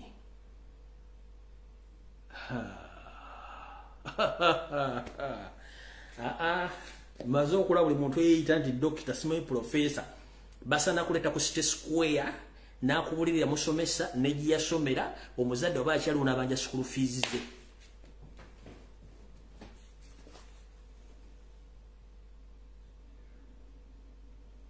kamaleo video njoke muri Tanzania no dokita munnamu nnyonnyole tugenze maso kati ennyanya eno eteekamu sukali ereeta amaanyi mu kabakitiri yako okukula speed naye nga ekireetera emmere okwonooneka akatungulu ako emmere ekijanjalo ekitaliimu katungulu na nnyanya ekyonooneka mangu era abazadde tulino kimanya nti boddira omwana wo n'omukwasa headmaster yaba afuuse kitaawe oba nnyina bw'abeera omukyala kaakati tulina okuteeka trust oba okukkiriza nti abantu kye bakola bakimanyi naye bwe tuvaayo ffenna ne tujja ab'amawulire ne muwandiika abaana bafudde nga tewali na mwana afudde ng'ate ekisaana okukolebwa kyekyo ekyakoleddwa. It doesn't mean somebody brought poison or arsenic, which is a poison, and put it in the food. No. It is a natural phenomenon where proteins attract bacteria. And when they attract bacteria, and the food is not reheated to a temperature which will kill the bacteria, when you eat it, you become like a dish where bacteria are being nurtured inside you, and that is inside your gut, and they multiply. The way the body deals with that is for you to vomit or to have diarrhea. That is what happened in this school. Dr. Space yawandira kazibwe nayigaga. Mu boarding schools tebalina budde buwominga mmere kuba tebaleka mmere ya mawulu tebaawo. Dr. Specioza nayigaga wandira kazibwe. In boarding schools there is no time for warming food. They eat fresh food. Nchidam mu masomero ga boarding school tebalina budde buwominga mmere ya mawulu teriyo bafumbe mmere according to number of the students era bafumbe mundu nako bafumbe mmere ya mirundi ebiri bagitandika ku macha je bagenda okulya ku saa 7 ne je batandika ku mundana je bagenda okulya ku saa 12 tebayinda budde bugomya mmere mwasoma ne ete mwayiga kali kankubulira ko wano katunga sina zanya dobozi lya musawo Ekibuuzo kibuuzizza, which is more effective, onion and garlic, due to its antibacterial and antifungal antiviral properties? Garlic is known to reduce inflammation and lower high blood pressure. Together mass. It is even recommended for people trying to lose weight. Onions on other sides, or onion on other hand, removes toxins kitegeeza obutungulu bujjamu n'obutwatwatwa obusobola okubeera mubiri gw'omuntu oba mbyenda by'omuntu, toxins. So bw'obanga obutungulu bujjamu toxins, ate n'ogaa nti ate obutungulu bw'attractinga bacteria, wasomera ludda mukazi gwe. Siri musawo, bino binne kugolola Moses ku biri osobola bifuna, oyinza ogaa nti mbu yayogera ng'omusawo, siri musawo. Bino waliwo ebintu bye tumanyi nti nafu bw'oli akatungulu oba ne ssenyiga n'ekifuba, akatungulu kasala ku akatungulu wakola nga ati bacteria kati ne bana basajja basi. Uganda sana baje kubanyukiriya bomb fa bali bwero ntumala ntudde obuzintu zaala abantu kuba abantu bali bonna basinga obungi bafu. Esana mukama naje kuba oba ne baleta mu sisi nali bagizinga ko obuzinzi buli ali. Yomo na afira mu ne baleta mu abantu abapya.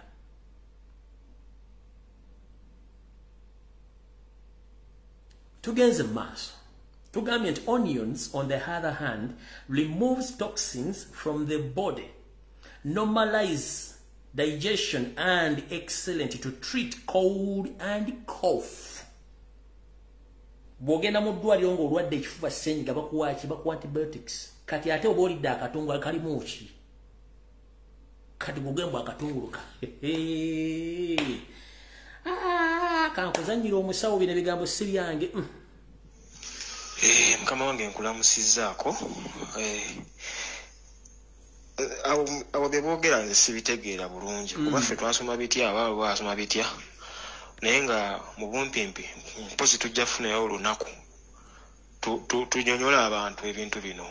Kuba kati sirina bulungi kadde. Naye we tunaafuna akadde tujja banyonyola. Onions aba akatungulu bulimu ebika bingi. Mu galiki neera zonna zisera mu class emu yeeyo ya onions. Onions zirina emigaso mingi, mulimu anti-inflammatory properties, mulimu antioxidative properties. Akatungulu kalina emigaso, kalina vitamin C. Vitamin C amako okujjanjaba ssenyiga because are boosting immunity. Mulimu vitamin B6. Emigaso gy'akatungulu mingi.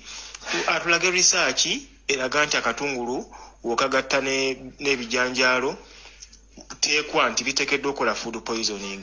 Food poisoning esobola okubeerawo ng'omuntu alidde emmere ng'eriko obuwuka.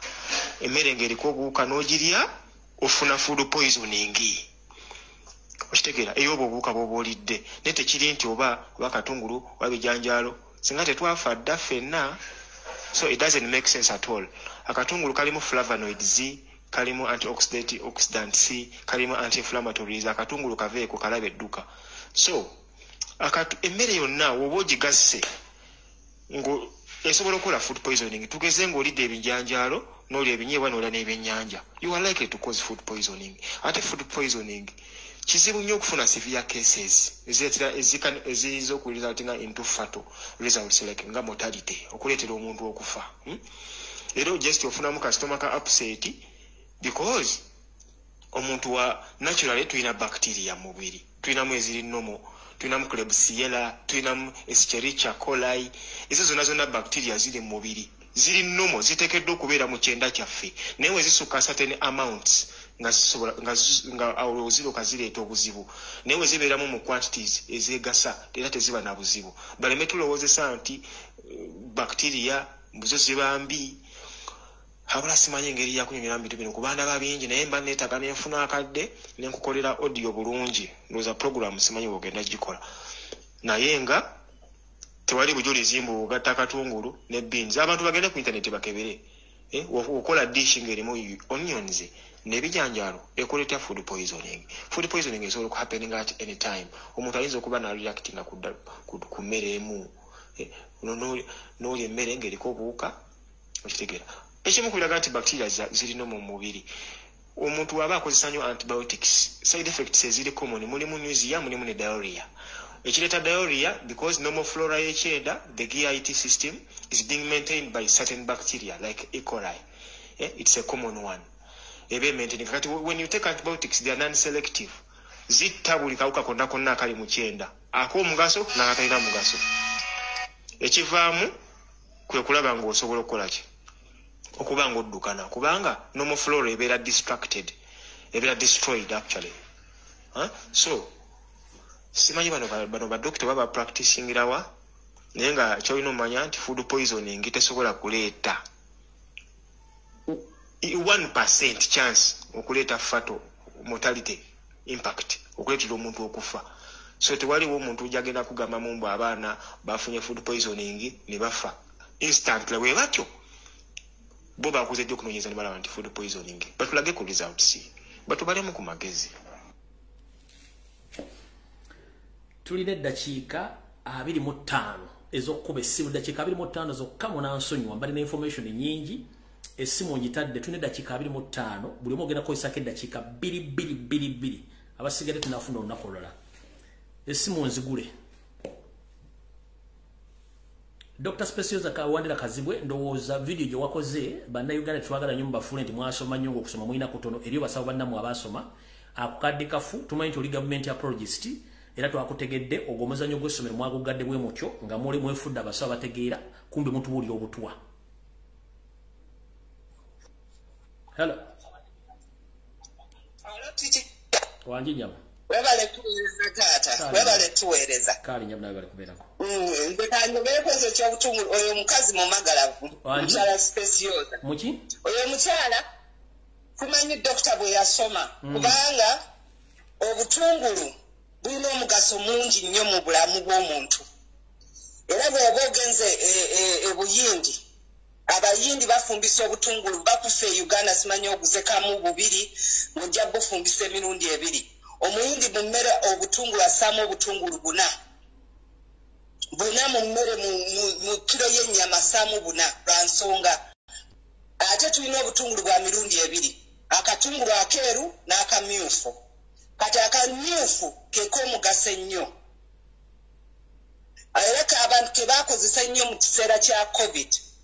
Era akatungulu akamyufu kali too expensive okusinga kano akeeru. Katonda tugamba nti n'akatungulu okatadde mu bijanjalo nga twalya bijanjalo n'akawunga nga tetwafunako bugunyu ntino twafuna obutwa mu mubiri. Oyo omukazi abadde alimba era tajja tumagalirako ntino dokita si dokita atwesonyiwe.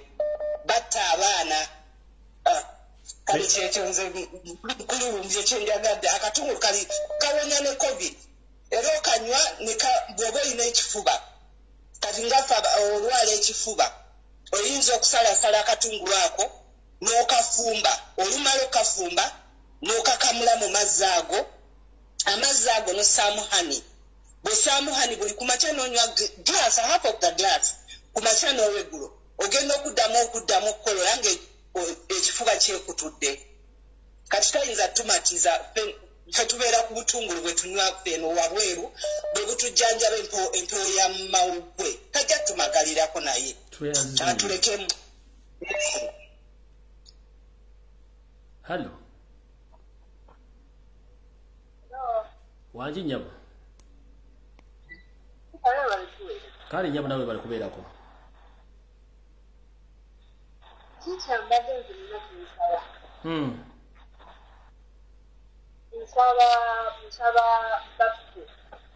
Osaba ki?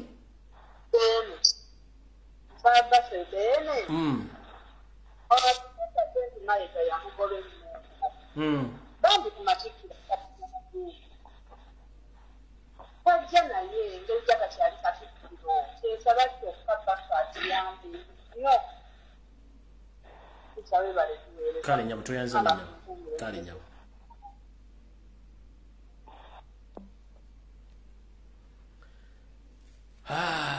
Abali mu gavumenti ya Museveni mutulaze nti n'okusoma tekukyalina mugaso.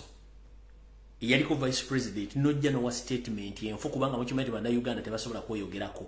Gunojja nowa statement enfu ku mawulire kubanga goza tebasobola kukola search wadde okunoonyereza. mutumanyidde embwa mmwe essimu nzigule. Hello Sebo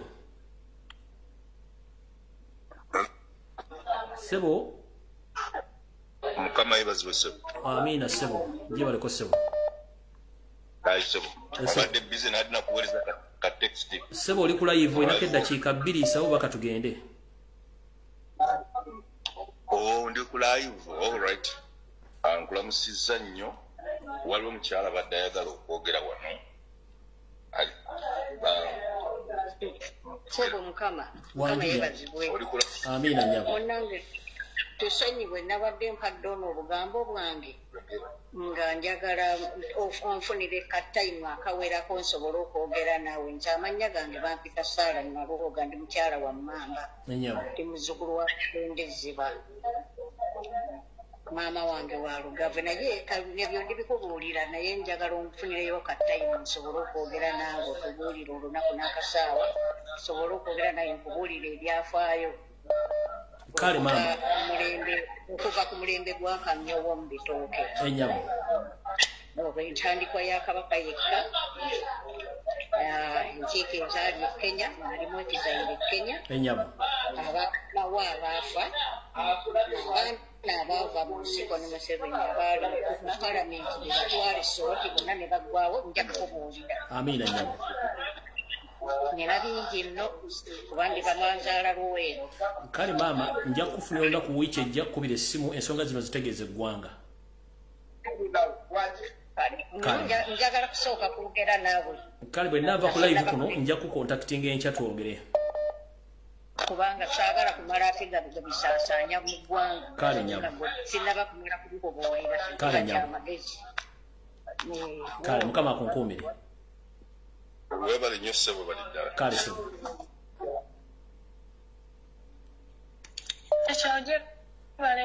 Kale nyabo naawe gye baleko. Kale Sebo. Ticha Lumbiya ngenda sooka okwogerako n'oli omusajja eyeefuula omusawo n'avaayo n'agamba bunna abaana baali asimanye emmere etali nsaanikire ffe twakulira mu kyalo. Ticha Lumbiya ng'osobola okulya emmere n'ogirekawo n'ogenda n'ogikweka ne wansi w'ekitanda n'ogenda n'ozannya n'okumawo nga tonaabye engalo n'okwata emmere eyo n'ogirya naye tetwalwalako. Ne tumala neno gyennyini ku ddungu gye tuli osobola okugenda n'otereka emmere mu drop eyo gye tutereka ebintu n'ovaayo n'ogirya naye nga tetufangako. Then n'ekirala oyo omukyala ayogedde ku ky'obutungulu eno tukwata blender ne tukuba blender 3 ez'obutungulu ne tubufumba ng'enva ne tuzirya naye nga tetufunangako bulwadde. Bino ebinyarwanda birowooza mbuno buli muntu bigenda musiruwaza. Birowooza nti n'ensi byagifuula byayo ne woogamba nti no birina kawo mentality ekituufu kuba engeri gye byamanyirira okubeera mu obusa bwabisiruwaza obwongo. Bane tulabye n'embwa ezo gasiyo oba Katonda alabika yabikyawa n'obikyawa abitya n'obitwala.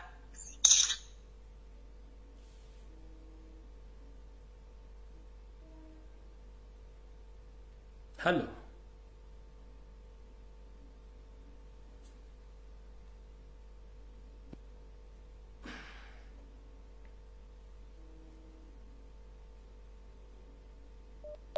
Hello. Hello. Hello. Mukulu Lumwe, salamu alaykum. Wa alaykum salam Sebo je baliko Sebo. Sebo nawe je baliko. Kale Sebo. Uganda wange ensonga yange eri bweti. Abantu balekerawo yenna ffe gwe tulimu ensonga tulina nnyingi tetujja zoogerako tuzimaleyo. Wabula tutandike butandisi lutalo kugenda mu maaso tuggyeko omusajja kuba ekikolo kiri kimu Museveni.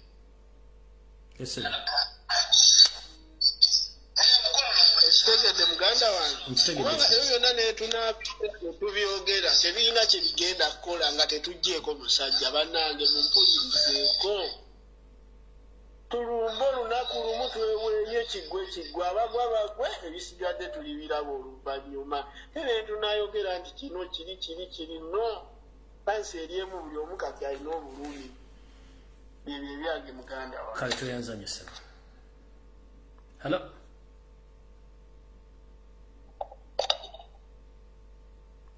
Sebo.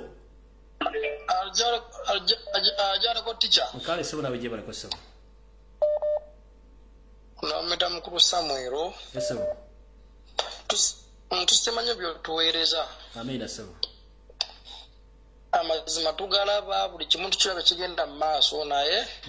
Webade tutasiza Ssaabasajja Kabaka aba tutasiza nnyo mu kulembeze waffe. Sebo. Ensonga zonna ezigenda mu maaso tulira budandikiriya. Kyonna kyonna ekigenda mu maaso atukiraba.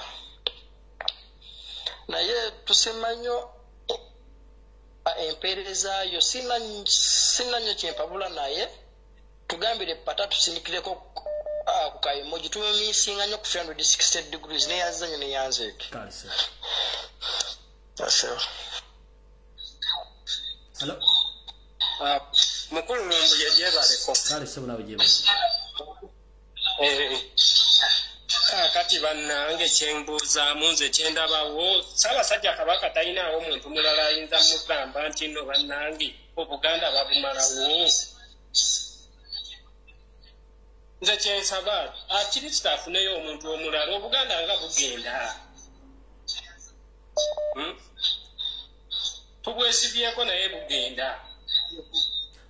Isawe eddoboozi lyo ng'omusaba sebo awulira. Bwe batawulire bajja mutegeeza. Nze kyensaba afuneyo omuntu omulala naye oyo alina baakolera aveeku.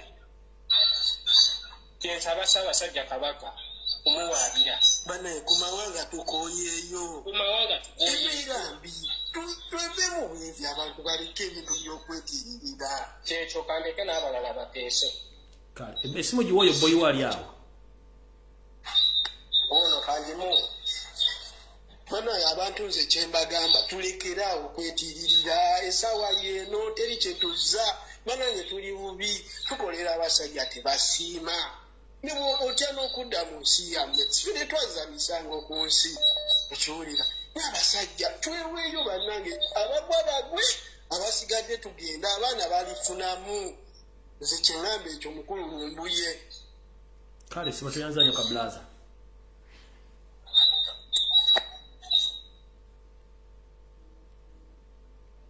Hello.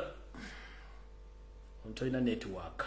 Asembia 14 toina network. Unosonywa. Hello. Sebo nyabo.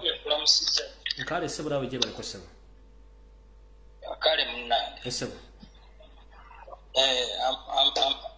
Wangi? Genda mmase sebo. Ensooka okukwebaza emirimu gy'okola. Sebo.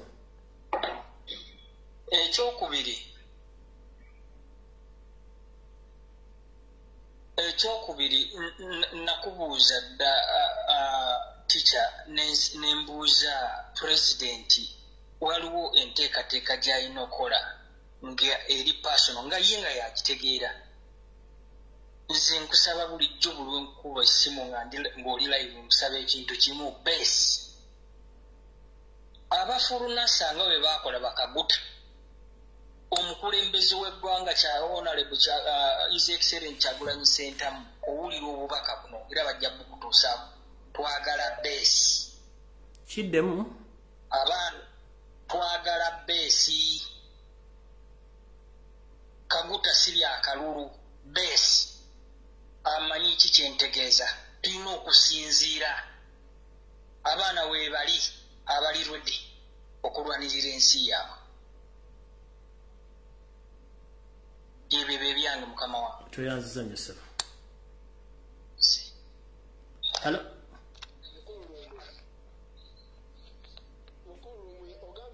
Ssaabasajja awulira. Yes sebo. Ssaabasajja waffe w'abantu si wa lubiri si wekiri sebo. mu lubiri gyakuumibwa. Yes sebo. Ssaabasajja ajje live nga bw'akyalako eri abantu bw'aba akyaddeko eri abantu twayogere bwogezi nti Katikkiro twamugoba kimala. nawe bennyini abamukuumye obuŋoomi obumundu ekwabwe ekyabwe kijja kuba kiwedda. Damu statement eyo Ssaabasajja Kabaka waffe abantu waffe Abaganda bw'aba akyaddeko eby'Obuganda oba agambe bugambi nti Katikkiro namuggyako obukulu yeesibye wano kimala omukolo tujja kutambuza ekiriddako ng'abasalaaba. Otegerekese bulungi nnyo ssebo. Atuyambe buya Buganda agambe bantu bange sikyasobola kwogera kigambo ekyo n'olwakasajja kano enagoa tetukwate ekintu maaso kimala. Kale ssebo otegerekese kuba bulumi tulina bungi muganda wange.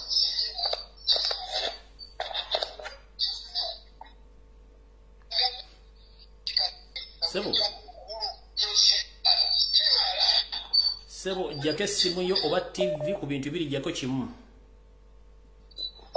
Kale ssebo